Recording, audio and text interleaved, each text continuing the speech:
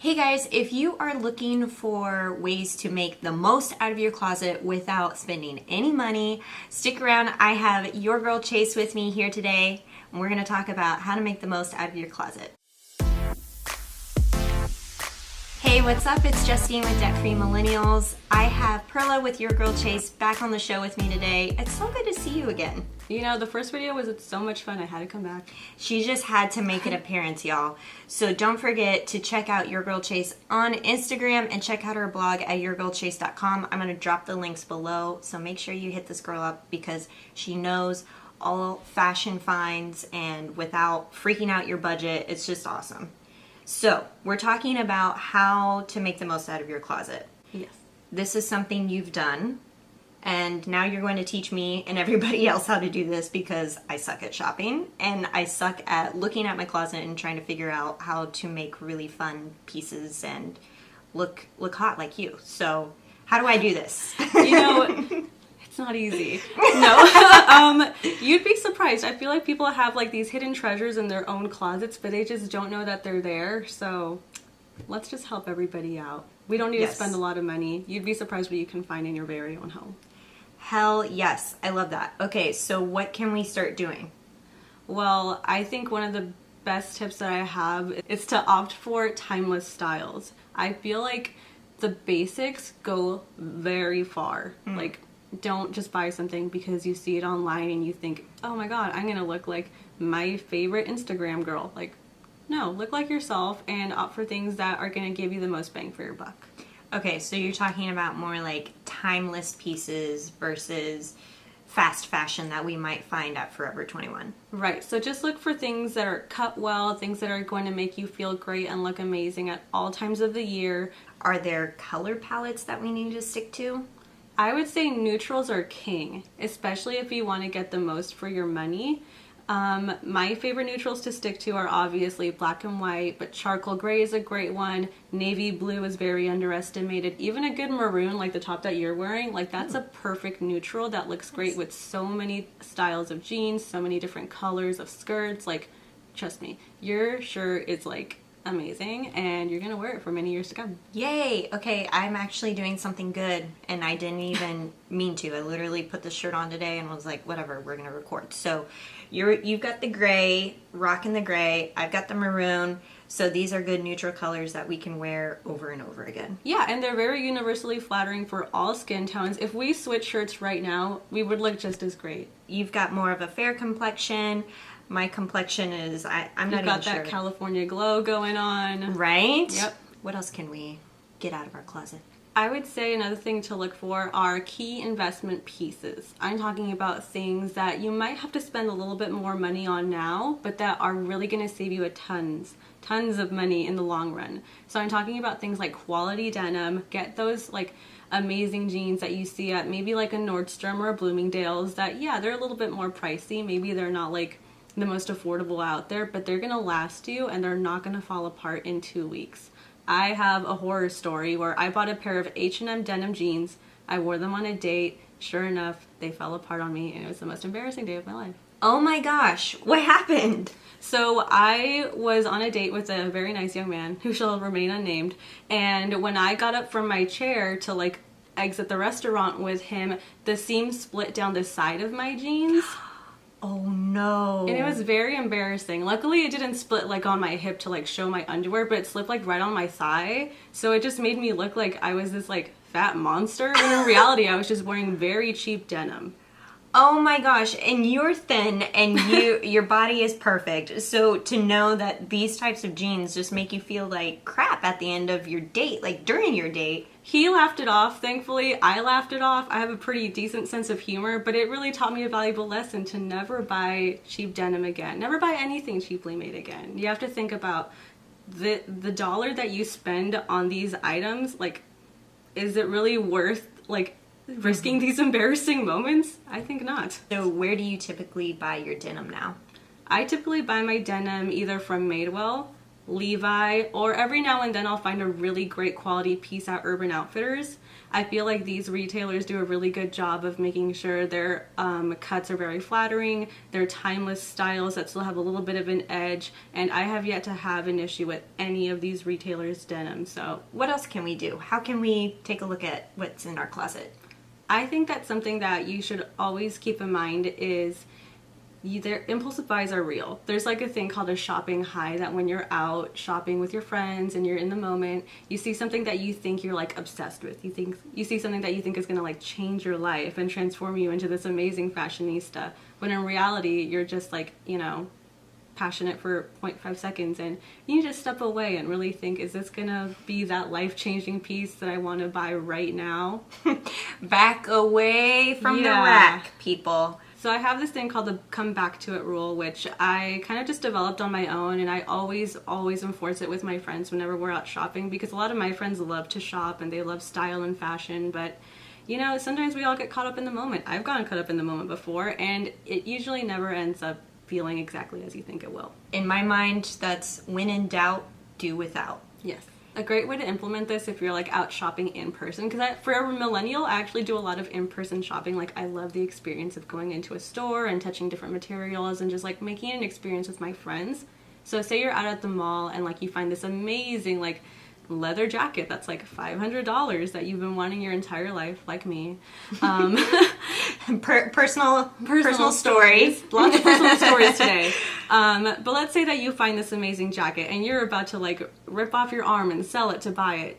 What I would recommend to do is to put this jacket on hold, and you go throughout the rest of your shopping trip, and I feel like if you're still thinking about it towards the end of the shopping trip, maybe there's a chance that you might want to revisit it, and maybe it is something that you want to take home as your quality investment piece that you know you're going to want to wear for, you know, the next 5 to 10 years.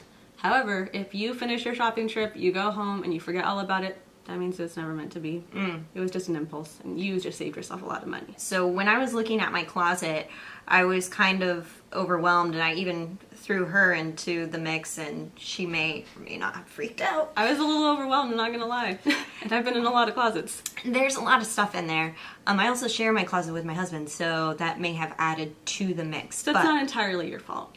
Not entirely my fault, exactly. Kyle, I'm watching you. Okay, so you went in there and I said, I just need help with finding something that feels good, feels basic, but feels trendy. So we pulled out some stuff. What were some of the things that you looked for? I looked for neutral colors. As I mentioned, I looked for things that were black, white, gray, maroon, navy. Even olive is an amazing neutral. Nude right now is a very trendy neutral. If you're about like that Kardashian Jenner life, you know all about nude. The pieces that you picked out, I was like, I hadn't looked at that in a while. So shall we show what that looks like? We shall. Okay. So you picked out this top. Yes. If you all can see it. Basic plain tee. And what was it about it that caught your eye? Well, I feel like a plain white tee goes a really long way. I'm an owner of many plain t-shirts, but I feel like a white one is the most versatile. You can dress it up or down. This one actually has a really cute zipper detail in the back, which is something that I immediately noticed, and I was like, hey, here it is. A basic piece that has a little bit of edge that I think would be very great to pair with either like jeans, or you can even throw a blazer on top of it and wear it to a job interview. I feel like you just can't go wrong with like a basic white tee. Plus, again, universally flattering for all skin tones, all ages, all shapes and sizes. It's all about it. Yeah, and this is actually from the Gap, and what's cool about this is it's actually layered in the front. So this is double lined. I shouldn't say layered. It's lined so that when I'm wearing maybe like a lacy nude bra, you can't see the lace underneath. So it actually works really well. And then you said to pair this with just, I'll throw that down, pair it with just regular denim. Yes, so I'm a huge fan of minimalism. I feel like less is more, especially with style. And these plain blue jeans are gonna go far for you. I mean, they're a classic shape, but they also have a little bit of like whiskering and fading throughout the entire denim. So I think it's really trendy, yet still timeless. And I never wear these jeans, so I am definitely going to have to pull these back out because they are just that basic classic denim blue. Yes. I feel like that's always going to be in style, right? I agree. 1,000%. It's like 90% of what I wear. Love a good blue jean. Okay, so I have this awesome skirt. It is, I guess, is this A-line? I don't know what shape this is. It's like a flared. A flared. This is micro suede, very buttery, yummy. I don't know what to put on top. How do I style this? I would style it, well, first, of course, depending on where you're going, who you're going to be seeing, and what you're going to be doing, but I would style it with like a very form-fitting, either a short sleeve or a long sleeve shirt, really cute, throw on some necklaces with it. If you're feeling cold, you can even add tights, or like a knee-high stocking is really cute and trendy. Ooh, that would be cute. And what I love about it is that it's black. It's a neutral, so you can pair it with like all sorts of different colors. Literally any color of top you can pair with it, even a black one. I love that, and I never thought about, and I think you had mentioned bodysuits too, yes, to wear underneath this guy, so I was like, huh. Yeah, to prevent untucking and just like more flattering and smooth. I'm actually feeling a lot more confident to go into a store because I know what to look for. The neutrals, the fitted kind of bodysuit, or fitted, and you said ribbed also? Ribbed is a really great material, I guess. It's not like a pattern, but it's more of a material that kind of breaks up anything solid that you might be wearing, so it doesn't look so like flat and boring. I know a lot of times people are afraid to wear neutrals or afraid to wear these timeless basics because they don't want to look boring and they don't want to blend in. You can do a lot with texture, trust me. I love a good texture. Awesome. So adding texture to some of these basic pieces really helps break it up visually. Yes. Love it. Oh my gosh. I can't wait to wear this skirt. How often do I need to be taking a look at the pieces inside my closet? You know, it varies person to person. I like to look at mine, I would say, every 3 to 6 months. And I'm not someone that like shops all the time, but I'm constantly adding in pieces as I'm giving them or throwing them away, or selling them, of course. So I recommend for everybody to give yourself a good spring cleaning, winter cleaning, summer cleaning. If it helps to do it by season, that's perfect. Look for things that you just never wear, things that are taking up space, things that are kind of making you feel bad for not wearing them, or even just things that were gifted to you that you had to pretend to like for a second, but hey, people move on. It's not that big of a deal. It's just a piece of clothing. I'd love to know how often you guys are looking at your closet, taking inventory. Drop us a comment below, because this is something that I feel like I'm not very consistent about, but every now and again I'll get that bug and that urge just to purge everything from my closet, and it's very sporadic. So keeping yourself kind of on this timeline of checking in every 3 to 6 months, I love that idea. Yeah, and you don't have to do it all at once. You could choose, maybe one weekend you're gonna inventory all your tops. Maybe next week you audit your jeans. Maybe the following week you audit your shoes. It just depends on how much clothing you have. For example, someone like me, I really only own maybe like 12 to 20 shirts. So it's super simple, super easy.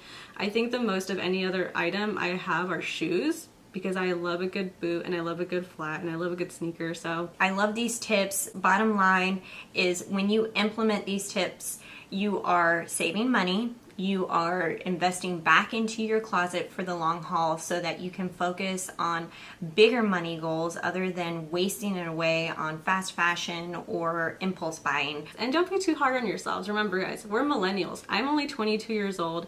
I barely started making a salary this year, so it's understandable for you to want to go crazy and spend your first paycheck on like these amazing, exciting pieces. But you have to remember, everything that you do right now is going to affect your finances in the long run, so it's best to implement these as soon as possible. I'm talking to you high schoolers. I wish I would have known this stuff when I was 17. Don't forget to follow this girl, YourGirlChase, down on Instagram and over at her blog. We're going to drop the descriptions below, and let us know how you are implementing these new tips in your closet. Don't forget to hit that subscribe button and the bell notification so that you never miss another video from me, and we'll catch you in another video.